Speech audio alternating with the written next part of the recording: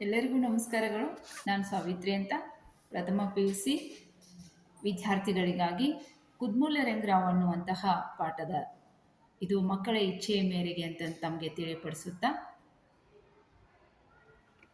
ಅನೇಕ ಸಮಾಜ ಸುಧಾರಕರು ನಮ್ಮ ಸಮಾಜದಲ್ಲಿ ಬದುಕಿ ಹೋದಂಥವರು. ಅನೇಕರು ಶೈಕ್ಷಣಿಕವಾಗಿ, ಆರ್ಥಿಕವಾಗಿ, ಸಾಮಾಜಿಕವಾಗಿ ಸುಧಾರಣೆಯ ತಂದಂಥವರಲ್ಲಿ ವಿಶೇಷವಾಗಿ ಜ್ಯೋತಿಬಾ ಫುಲೆ ಆಗಿರ್ಬೋದು, ಮಹಾತ್ಮ ಗಾಂಧೀಜಿಯವರಾಗಿರ್ಬೋದು, ಶಾಹು ಮಹಾರಾಜ್ ಆಗಿರ್ಬೋದು, ನಾರಾಯಣ ಗುರು ಆಗಿರ್ಬೋದು, ನಾಲ್ವಡಿ ಕೃಷ್ಣರಾಜ ಅವರು, ಬಾಬಾ ಸಾಹೇಬ್ ಅಂಬೇಡ್ಕರ್ ಅವರು, ಇವರ ಒಂದು ಸ್ಫೂರ್ತಿಯನ್ನು ಪಡೆದಂತಹ ಅನೇಕರು ಸಂತರು, ಶರಣರು, ದಾಸರು, ಶಿವಶರಣರು, ಅನೇಕ ಮಹಾನ್ ವ್ಯಕ್ತಿಗಳು, ರಾಜಕೀಯ ವ್ಯಕ್ತಿಗಳು, ತತ್ವಜ್ಞಾನಿಗಳು ಅನೇಕ ರೀತಿಯಾಗಿ ನಮ್ಮ ಸಮಾಜವನ್ನು ಸುಧಾರಣೆ ಮಾಡಿದಂಥವರು. ಅದರಲ್ಲಿ ಎಲೆಮರೆಕಾಯಿಯಾಗಿ ಇರುವಂತಹ ಪ್ರಥಮ PUCಗೆ ಹಚ್ಚಿದಂತಹ ಮಹಾತ್ಮ ಅಂದರೆ ನಮಗೆ ಮಹಾತ್ಮ ಗಾಂಧೀಜಿ ಅಂತಂದು ಹೇಳ್ತೇವೆ. ಆ ಮಹಾತ್ಮ ಗಾಂಧೀಜಿಗೂ ಒಬ್ಬರು ಗುರು ಇದ್ದರು ಅಂತ. ಮಹಾತ್ಮರನ್ನು ಮೀರಿಸಿದಂಥವರಿಗೆ ಗುರು ಯಾರು? ಅವರೇ ಕುದ್ಮೂಲ ರಂಗರಾವ್ ಅವರು. ಈ ಕುದ್ಮೂಲ ರಂಗರಾವ್ ಅವರು 1859 ಜೂನ್ 29ರಂದು ಕಾಸರಗೋಡಿನ ಒಂದು ಚಿಕ್ಕ ಊರಾದಂತಹ ಕುದ್ಮೂಲ್ ಅನ್ನುವಂತಹ ಸ್ಥಳದಲ್ಲಿ ಹುಟ್ಟಿದ್ರು. ತಂದೆ ದೇವಪ್ಪಯ್ಯ ಮತ್ತು ಗೌರಿ ಎನ್ನುವಂತಹ ದಂಪತಿಗಳಲ್ಲಿ ಹುಟ್ಟಿದಂಥ ಇವರು ಅವಾಗಿನ ಒಂದು ಕಾಲದಲ್ಲಿ ಬ್ರಾಹ್ಮಣ ಕುಟುಂಬದಲ್ಲಿ ಹುಟ್ಟಿದಂತಹ ಇವರ ಒಂದು ಜೀವನದಲ್ಲಿ ಒಂದು ಘಟನೆ ನಡೆಯಿತು. ಏನು ಇವರು ಜೀವನದಲ್ಲಿ ಒಂದು ಘಟನೆ ನಡೆಯಿತು? ಇವರು ಕುದ್ಮೂಲ ರಂಗರಾವ್ ಅವರು ತಮ್ಮ ಶಿಕ್ಷಣವನ್ನು, ತಮ್ಮ ಬಾಲ್ಯವನ್ನು ಕಳೆದಂಥವರು. ಅನೇಕ ರೀತಿಯಾಗಿ ನೋವುಗಳನ್ನು ಅನುಭವಿಸಿದಂತಹ ಆ ದಲಿತರ ಮಕ್ಕಳಿಗೆ ಶ್ರೇಯೋಭಿವೃದ್ಧಿಗಾಗಿ ತಮ್ಮ ಇಡೀ ಜೀವಮಾನವನ್ನೇ ಏನು ಮಾಡಿದರು? ಮುಡುಪಾಗಿಟ್ಟಂಥವರು ಶ್ರೇಷ್ಠರು, ಮಹಾತ್ಮರು. ಅಂಥವರಲ್ಲಿ ಕುದ್ಮೂಲ ರಂಗರಾವ್ ಅವರು ತಮ್ಮ LLBಯನ್ನು ಮುಗಿಸಿಕೊಂಡು ವಕೀಲ ವೃತ್ತಿಯನ್ನು ಪ್ರಾರಂಭಿಸುವಾಗ ಒಂದು ನಡೆದಂತಹ ಘಟನೆ. ಅವಾಗಿನ ಒಂದು ಕಾಲದಲ್ಲಿ ದಲಿತರನ್ನು ಸಮಾಜದ ಒಳಗಡೆ ಬಿಡ್ತಿದ್ದಿರಲಿಲ್ಲ. ಅವರನ್ನು ಮುಟ್ಟುವುದಕ್ಕೂ ಹೇಸುವಂಥ ಸಂದರ್ಭದಲ್ಲಿ ಅವರು ನಡೆದಾಡಿದರೆ ಅವರಿಗೆ ಮುಂದುಗಡೆ ಒಂದು ಗಡಿಗೆಯನ್ನು ಕಟ್ತಾಯಿದ್ರು, ಹಿಂದುಗಡೆಗೆ ಒಂದು ಕಸಬರಿಗೆಯನ್ನು ಕಟ್ಟಬೇಕು. ಯಾಕಂದರೆ ಅವರು ನಡೆದಂತಹ, ಅವರು ಇಟ್ಟಂತಹ ಹೆಜ್ಜೆಗಳ ಮೇಲೆ ನಾವು ಹೆಜ್ಜೆಯನ್ನು ಇಡಬಾರ್ದು ಅಂತ ನೋಡ್ರಿ. ಅಂಥ ಒಂದು ಪರಿಸ್ಥಿತಿಯನ್ನು ಗಮನಿಸಿದಂತಹ ಈ ಕುದ್ಮೂಲ ರಂಗರಾವ್ ಅವರು ನಮ್ಗೆ ಅನೇಕ ರೀತಿಯಾದಂಥ ನೋವುಗಳನ್ನು ಉಂಡಂತಹ ಡಾಕ್ಟರ್ BR ಅಂಬೇಡ್ಕರ್ ಅವರ ಜೀವನವನ್ನು, ಸಾಧನೆಯನ್ನು ನೋಡಿದಾಗ, ಅವರ ಆತ್ಮಚರಿತ್ರೆ ಬರೆದಾಗ, ನಮ್ಗೆ ಓದಿದಾಗ ನಮಗೆ ಗೊತ್ತಾಗ್ತಾ ಇದೆ ಎಂತಹ ನೋವುಗಳನ್ನು ಅನುಭವಿಸಿದ್ರು ಅಂತ. ಮಹಾತ್ಮ ಗಾಂಧೀಜಿಯವರು ಇಂತಹ ಒಂದು ಸುಧಾರಣೆಗೆ ಕೈ ಹಾಕಿದರು.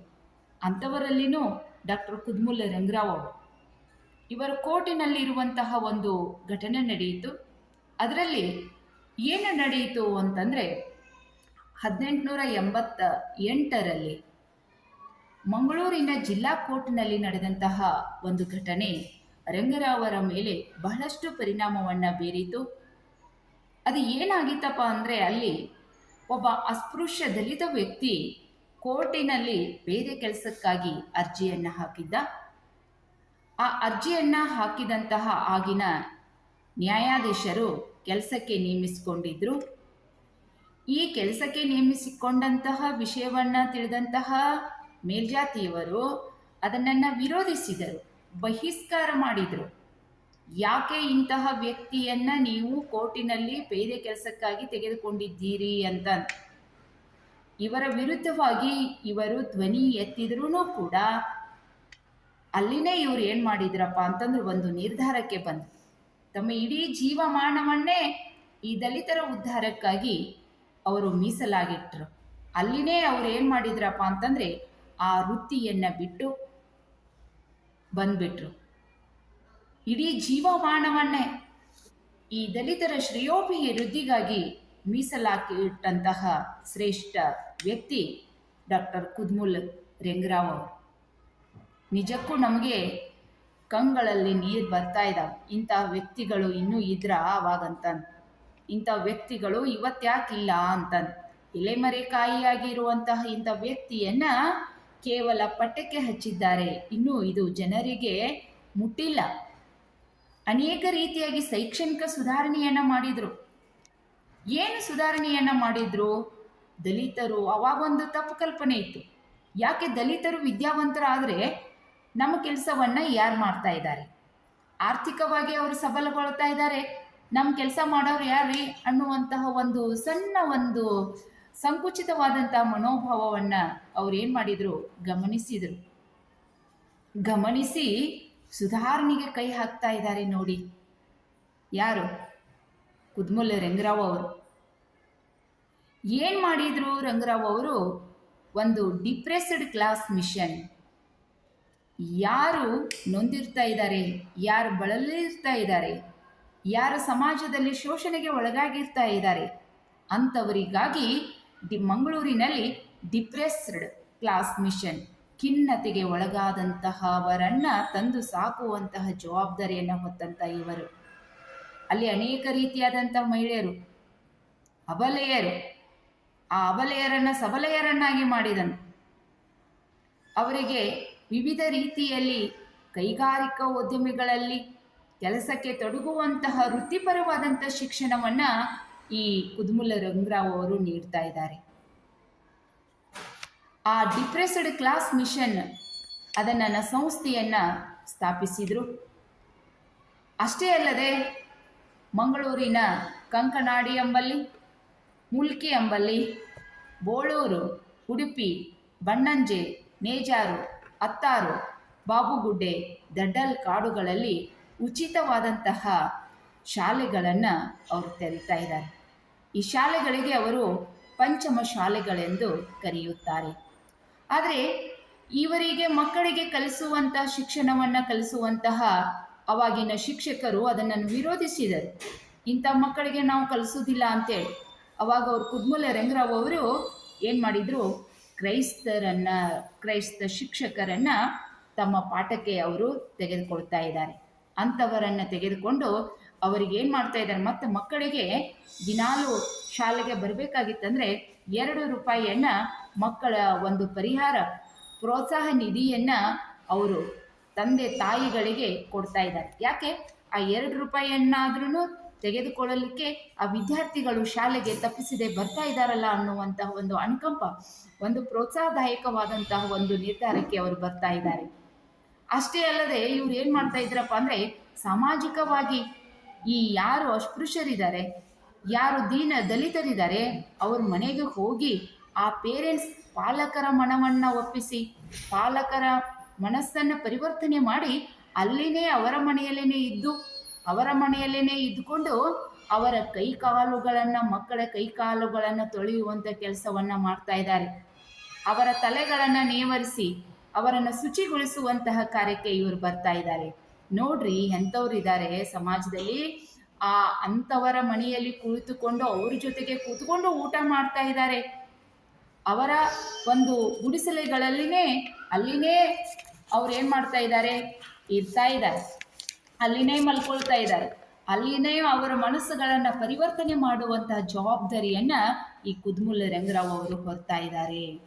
ಅಷ್ಟೇ ಅಲ್ಲದೆ ಅವಾಗಿನ ಒಂದು ಕಾಲದಲ್ಲಿ ಅಂಟಿದಂತಹ ಒಂದು ಜಾಡ್ಯವನ್ನು ತೆಗೆದು ಹಾಕ್ತಾ ಇದ್ದಾರೆ. ಜೀತ ಪದ್ಧತಿ ಎನ್ನುವಂಥ ಒಂದು ಜಾಡ್ಯ. ಯಾರು ಇನ್ನೊಬ್ಬರ ಶ್ರೀಮಂತರ ಮನೆಗಳಲ್ಲಿ ಹೋಗಿ ಬಡವರು ದಲಿತರು ಹೋಗಿ ಜೀತಕ್ಕೆ ವರ್ಷ ಪೂರ್ತಿ ಇಂತಿಷ್ಟು ಹಣ ಇಂತಿಷ್ಟು ಜೋಳ ಅಂತ ಹೇಳ್ಕೊಡೋದಿರ್ತದ, ಇಡೀ ತಮ್ಮ ಜೀವಮಾನವನ್ನೇ ಜೀತದ ಪದ್ಧತಿಯಲ್ಲಿ ಕಳೆಯುವುದು ಬೇಡ ಅಂಥೇಳಿ ಅಂತಹ ನರಕ ಯಾತನೆಯನ್ನು ತಪ್ಪಿಸಿದಂಥವರು ಕುದ್ಮುಲ್ ರೆಂಗರಾವ್ ಅವರು. ಅಷ್ಟೇ ಅಲ್ಲದೆ ಇವರು ಆರ್ಥಿಕವಾಗಿ ಸಬಲಗೊಳ್ಳಲಿಕ್ಕೆ ಅವರು ಅನೇಕ ರೀತಿಯಾದಂಥ ಕೈಗಾರಿಕಾ ತರಬೇತಿಗಳನ್ನು ಕೊಡ್ತಾ ಇದ್ದಾರೆ.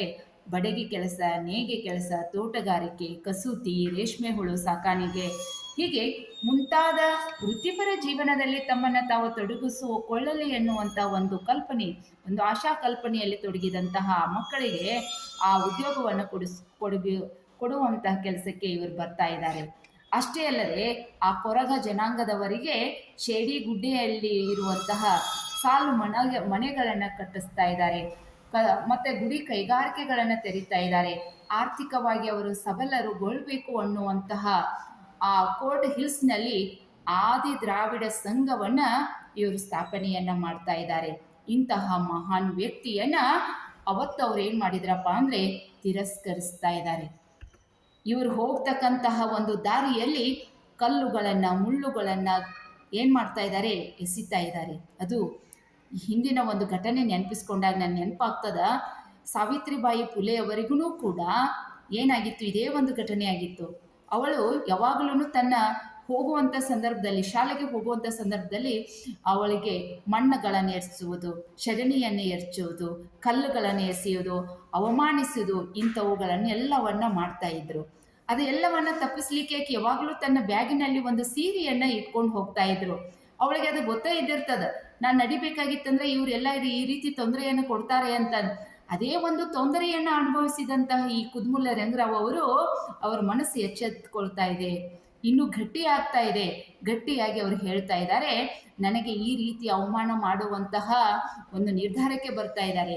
ನನ್ನ ಶಾಲೆಯಲ್ಲಿ ಕಲಿತಂತಹ ಈ ದಲಿತ ಮಕ್ಕಳು ವಿದ್ಯಾವಂತರಾಗಿ ಸರ್ಕಾರಿ ನೌಕರಿಯನ್ನು ಹಿಡಿದು ಮುಂದೆ ಕಾರಿನಲ್ಲಿ ಓಡಾಡಬೇಕು. ಕಾರಿನಲ್ಲಿ ಓಡಾಡಿ ಅವರು ಓಡಾಡಿದ ಧೂಳು ನನ್ನ ತಲೆಗೆ ತಾಗಬೇಕು, ಆವಾಗ ನನಗೆ ಜನ್ಮ ಸಾರ್ಥಕ ಆಗುತ್ತದೆ ಅಂತ ಎಂತಹ ಒಂದು ಮಾತುಗಳನ್ನು ಹೇಳಿದಂತಹ ಈ ಕುದ್ಮುಲ್ಲ ರಂಗರಾವ್ ಅವರು ಇವತ್ತಿಗೂ ನಾವು ಸಮಾಧಿಗೆ ಹೋದರೆ ಅವರಲ್ಲಿರುವಂತಹ ಆ ಸಮಾಧಿ ಒಳಗಡೆನೆ ಇದನ್ನು ಬರೆಸಿಟ್ಟಿದ್ದಾರೆ. ಇದನ್ನು ನಾವು ನೋಡ್ಬೋದು. ಮಂಗಳೂರಿನಲ್ಲಿ ಹೋದಾಗ ಡಿಪ್ರೆಸ್ಡ್ ಕ್ಲಾಸ್ ಮಿಷನ್ ಅನ್ನುವಂಥ ಸಂಸ್ಥೆಯನ್ನು ಯಾರಾದರೂ ಮಂಗಳೂರಿಗೆ ಹೋದರೆ ನೋಡದೆ ಬಿಡಬೇಡಿ. ಅಂತಹ ಒಂದು ಸುಧಾರಣೆಯನ್ನು ಇವರು ಮಾಡಿಕೊಟ್ಟಿದ್ದಾರೆ. ಅಷ್ಟೇ ಅಲ್ಲದೆ ಇನ್ನು ದಲಿತರನ್ನ ಮತ್ತು ಮೇಲ್ಜಾತಿಯವರನ್ನ ಒಂದುಗೂಡಿಸ್ಲಿಕ್ಕೆ ಅವರು ಮಾದರಿ ಆಗ್ತಾ ಇದ್ದಾರೆ. ಅಣ್ಣ ಬಸವಣ್ಣನವರೂ ಕೂಡ ಈ ದಲಿತ ಹರಳಯ್ಯ ಮತ್ತು ಮಧುವರಸನ ಒಂದು ಮದುವೆಯನ್ನು ಯಾವ ರೀತಿಯಾಗಿ ಮಾಡಿದ್ರು, ಹಾಗೆ ಮಹಾತ್ಮ ಗಾಂಧೀಜಿಯವರನ್ನು ಕೂಡ ತಮ್ಮ ಮಕ್ಕಳಿಗೆ ಏನು ಮಾಡಿದ್ರಪ್ಪ ಅಂದ್ರೆ ಮದುವೆಯನ್ನು ಮಾಡಿದ್ರು, ಅಂತರ್ಜಾತಿ ವಿವಾಹವನ್ನು. ಇವರೂ ಕೂಡ ಅಂತರ್ಜಾತೀಯ ವಿವಾಹವನ್ನು ಮಾಡ್ತಾ ಇದ್ದಾರೆ, ಮಾದರಿಯಾಗಿ ನಿಲ್ತಾ ಇದ್ದಾರೆ, ಸಮಾಜಕ್ಕೆ ತೋರಿಸ್ಕೊಡ್ತಾ ಇದ್ದಾರೆ.